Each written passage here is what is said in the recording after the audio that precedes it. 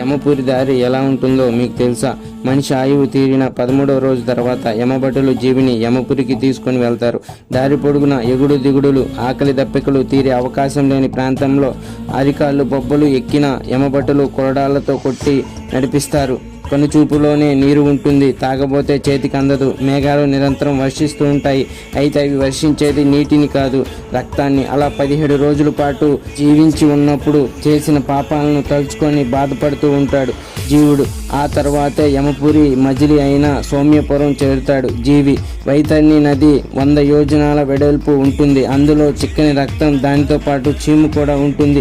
ఒక్క క్షణం కూడా భరించలేని వాసన. ఎన్ని దీనాలాపనలు చేసినా ఆ పాపి తాను భూమి మీద చేసిన పాపాలకు ఫలితం అనుభవించవలసిందే.